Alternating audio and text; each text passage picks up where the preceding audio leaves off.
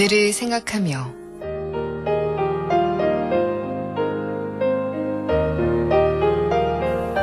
이 시간 말씀에 경기도 고양시 덕양구 성사동 신정교회 나영훈 목사입니다.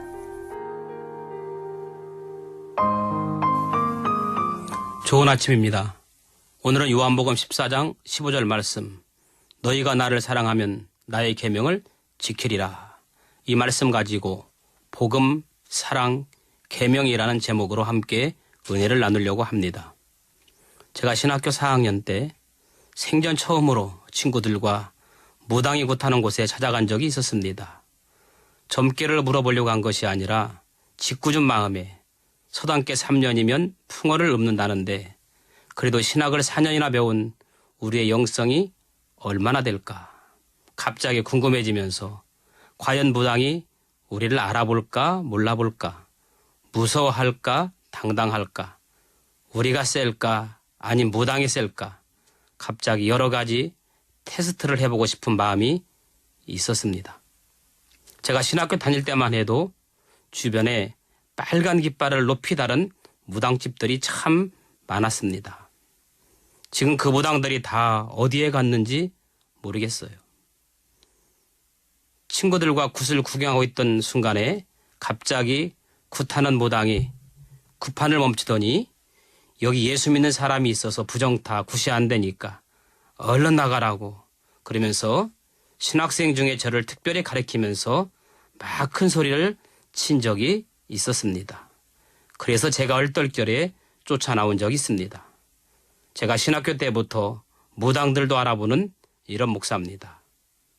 굿하는 무당들도요, 하나님의 사람은 귀신같이 알아봅니다. 여러분, 하나님은 만왕의 왕이시기 때문에 귀신들이 하나님의 영 앞에서 어떻게 할 수가 없습니다. 귀신들은 영의 사람 앞에서는 한 길로 왔다가 7길로 물러가는 줄로 믿습니다. 그런데 이 무당들은 하나님 믿는 사람들이 와서 굿을 한답니다. 무당들도 두 종류가 있는데 하나는 신내린 무당이 있고 또 하나는 학습된 무당이 있답니다. 그런데 요즘은 신내린 무당보다 배워서 하는 학습된 무당이 더 많다고 합니다. 배워서 하는 무당들은요, 아무리 하나님 믿는 사람들이 와도 굿을 합니다. 왜요? 어차피 이쪽 영이든 저쪽 영이든 영하고는 아무런 관계가 없기 때문입니다. 여러분, 이 영적인 세계라고 하는 것은요, 어떻게 받아들이실지 모르겠지만 아주 분명하게 실존하고 있는데 잘 들어보세요. 예수 믿는 사람들에게는 하나님의 영이 분명히 있습니다. 아멘. 오늘 저와 여러분들에게는 하나님의 영이 분명히 있기 때문에 여러분들이 배움으로 지식적으로 아는 학습된 신앙하고 하나님의 영적인 교통을 하면서 믿는 신앙하고는 완전히 다른 차원의 문제입니다. 학습된 신앙, 지식적인 신앙 가지고는 절대로 뜨거운 성령의 역사는 일어나지 않습니다. 학습된 신앙, 지식적인 신앙 가지고는 아무리 말씀을 들어도 회개하고 가슴을 치며 통곡하는 통곡의 울음은 절대로 일어나지 않는다는 말입니다. 오늘 나는 과연 그냥 학습된 신앙인지 아니면 하나님의 성령의 사람인지 자신을 바라보는 기회가 되길 바랍니다. 여러분, 복음이 무엇이라고 생각하십니까? 복음 그러면 단순하게 복복, 소리음, 복된 소리, 복된 소식 그러는데 복음은 하나님 말씀 자체가 복음입니다. 그리고 하나님은 또 사랑이십니다. 너희가 나를 사랑하면 나의 계명을 어떻게 지키리라. 종합해보면 이런 관계가 형성되는 것입니다. 복음, 사랑, 계명. 어느 부부가 부부싸움을 했답니다. 대개 부부싸움을 하면 서로가 말을 잘 안 하죠. 남편이 아내에게 말을 하지 않고 종이에 편지를 썼습니다. 내일 아침 회사에 일찍 나갈 일이 있어서 나 내일 7시에 깨워줘요. 이렇게 메모를 남기고 잠에 들었습니다. 다음날 아침 남편이 일어나니까 8시가 넘었습니다. 남편이 화가 나서 벌떡 일어났습니다. 내가 7시에 깨워달라고 부탁했는데 왜 안 깨웠느냐고 그랬더니 아내가 메모지를 남편에게 내밉니다. 그 메모지 밑에는 이렇게 쓰여 있습니다. 여보, 7시에요. 일어나요. 아내는 7시에 남편 깨우려고 일어나기는 낫죠. 그런데 흔들어 깨우지 않고 그냥 메모지로 남긴 거죠. 사랑한다면 흔들어 깨웠을 것입니다. 그렇습니다. 사랑은 행동으로 표현됩니다. 자, 우리 신앙의 문제가 무엇일까요? 우리가 아는 하나님의 말씀인 계명을 지키지 못하는 이유가 뭘까요? 복음에 반응하지 못하는 이유가 무엇일까요? 문제는 주님을 사랑할 때가 아니라 그 사랑이 식었을 때이거나 아니면 다른 것에 그 사랑을 빼앗겼을 때가 아닐까요? 너희가 나를 사랑하면 나의 계명을 지키라. 그렇구나. 사랑하면 반응하는데 사랑하지 않기 때문에 반응하지 못하는구나. 성경은 하나님과 우리와의 관계를 남녀 간의 사랑으로 비유한 것이 참 많은데 이유를 알 것 같습니다. 우리가 하나님을 사랑하지 못하는 순간 계명을 지킬 힘이 없습니다.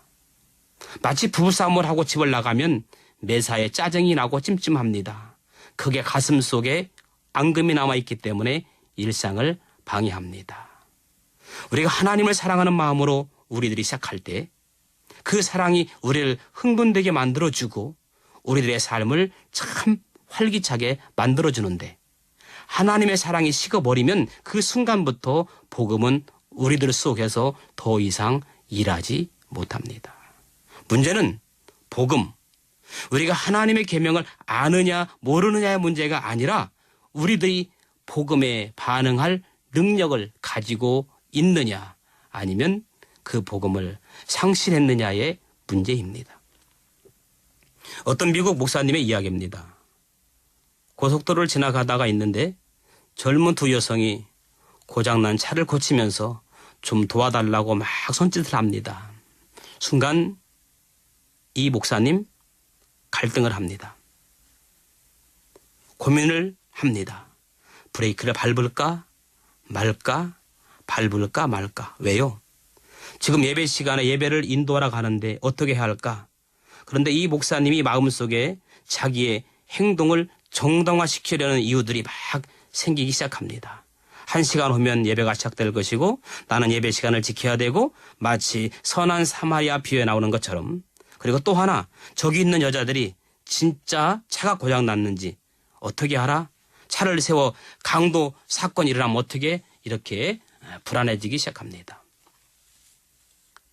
그리고 백미러에 있는 손을 흔들고 있는 여인의 모습을 보게 됩니다. 그날 목사님은 이렇게 이야기합니다. 오늘 예배에 내 설교는 실패작이었다. 뭔가 꼭 필요한 것이 결여되어 있는 듯한 느낌을 내가 받았다. 그리고 나는 한 가지 교훈을 얻었다. 복음 따라 산다는 것은 복음을 전파하는 것보다 더 중요하다는 것을 깨달았다. 제가 읽었던 책 가운데 팬인가 제자라는 책이 있습니다. 여러분은 예수님의 팬인가요? 아니면 제자인가요? 아니면 이것도 저것도 아닌 그냥 관객증 됩니까? 관객은 한 분도 없는 줄로 믿습니다. 그러면 팬과 제자, 이 둘의 차이가 뭘까요? 팬은 자기가 좋아하는 대상에 열광합니다. 팬은 언제든지 그 대상을 옮겨가게 됩니다. 그냥 갈아탑니다. 팬은 자기 입맛에 맞춥니다. 그러나 참된 제자는 대상을 옮기는 것이 아니라 끝까지 죽기를 각오하고 따릅니다. 여러분, 세상이 참 냉혹하지 않습니까? 우리가 박찬호 선수에게 열광했던 때가 엊그제 같은데 지금은 유현진 선수에게 넘어가 버렸습니다. 우리가 열광했던 국민 타자 이승엽 선수에서 이제는 추신수, 이대호 선수에게 열정이 넘어가렸습니다. 팬은 그렇습니다. 그 사람이 잘 되어야 문제가 되는 것이 아니라 내가 원하는 대로 되어야 열광하게 되어 있습니다. 좋아한다는 것과 사랑한다는 것은 다른 차원의 문제입니다. 우리가 얼마든지 복음을 좋아할 수 있습니다. 내 마음에 든다고 이야기할 수 있습니다. 예수님을 내가 좋아할 수 있습니다. 그러나 내가 좋아하는 것을 가지고는 우리들의 복음에 반응이 일어나지 않습니다. 내가 예수님을 사랑해야, 복음을 사랑해야 계명을 지킬 수 있습니다. 그 사랑 때문에 예수님이 잘 될 수 있도록, 하나님의 뜻이 이루어질 수 있도록 우리들의 희생과 우리들의 반응이 일어나게 되어 있는 것입니다. 제자는 십자가를 지고 따라갑니다. 자신을 부인합니다. 왜냐하면 그분을 사랑하기 때문입니다. 누가복음 9장 23절을 보세요. 또 무리에게 이르시되 아무든지 나를 따라오려거든 자기를 부인하고 날마다 제 십자가를 지고 나를 따를 것이느니라 말씀했습니다. 이제야 정확히 이해가 될 것 같습니다. 우리가 예수님을 믿는 차원이 아니라 복음 앞에 반응한다는 것은, 계명을 지키며 산다는 것은 내가 나를 사랑하면이라는 전제 조건이 있습니다. 내가 나를 사랑하면 사랑하지 않는 자가 명령을 절대 따를 수 없기 때문입니다. 주님께서도 베드로에게 양부리를 맡기실 때 그냥 맡기시지 않았습니다. 물어봤어요. 뭐라고? 사랑하느냐고. 그것도 3번씩이나 계속해서 사랑하느냐? 사랑하느냐? 내가 나를 사랑하느냐? 그때 베드로의 고백이 무엇이었습니까? 내가 주를 사랑하는 줄 주께서 아십니다. 갈릴리 바닷가에서 주님은 시몬에게 물으셨네. 사랑하는 시몬아, 넌 날 사랑하느냐? 사랑하는 시몬아, 넌 날 사랑하느냐? 오 주님, 당신만이 아십니다. 제자의 삶은 십자가를 지는 삶입니다. 계명을 지키는 삶입니다. 십자가가 가벼운지 무거운지는 그렇게 문제가 되지 않습니다. 단지 우리에게 주어진 십자가를 바라보는 것이 계명을 지키는 것이고, 그것이 바로 우리의 건강한 신앙의 모습입니다.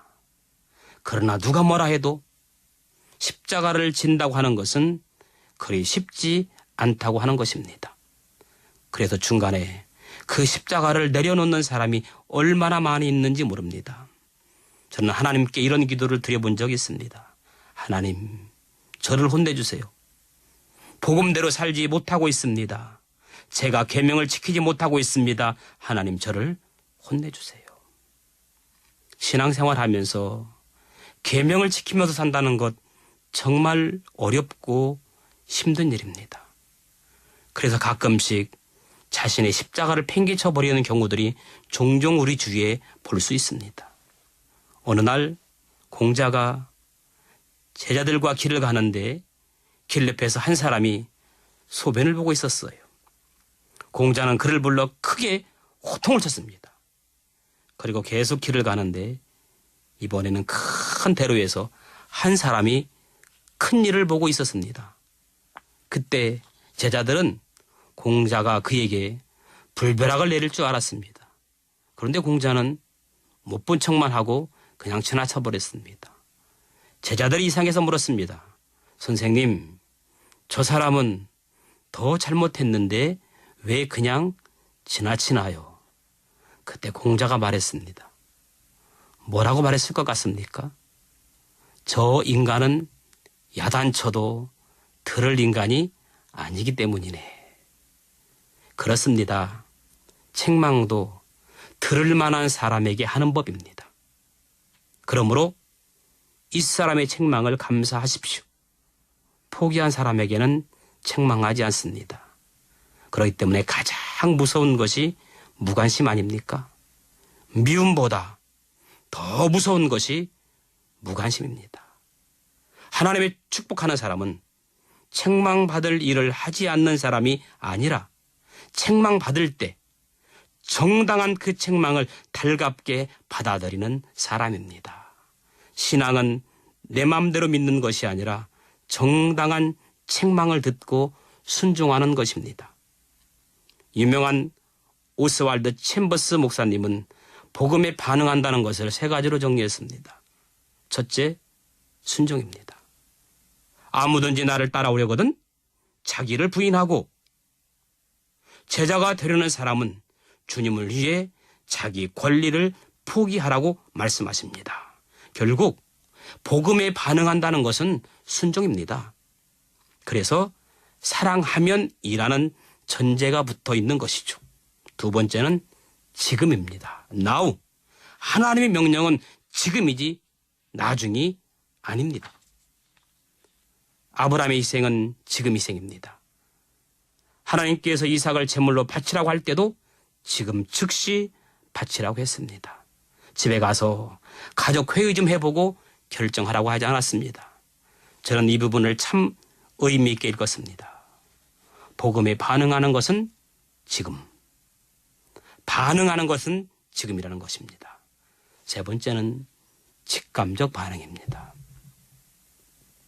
당신이 하나님을 사랑한다면 지금 직감적으로 복음에 반응하십시오. 반응하지 않는 자에게는 어떤 결과도, 체험도, 기적도 존재하지 않는다는 것을 말합니다. 홍해는 모세가 지팡이를 들어쳤을 때 갈라졌습니다. 요단강은 믿음으로 발을 디뎠을 때 갈라졌습니다. 베드로는 풍랑 가운데 내려왔을 때 물 위를 걸었습니다.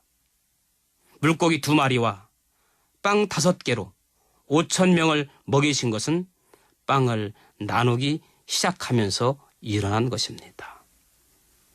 반응하지 않는 자에게는 어떤 일도 일어나지 않습니다. 오늘 하루도 복음에 반응하는 하루가 되기를 축원합니다. 너희가 나를 사랑하면 나의 계명을 지키라. 오늘 하루도 주님을 진정 사랑하는 제자가 되길 원합니다. 복음에 합당한 열매를 맺게 하옵소서. 사랑에 합당한 열매를 맺게 하옵소서. 주님의 계명을 지키며 살게 하옵소서. 예수님의 이름으로 기도합니다. 아멘.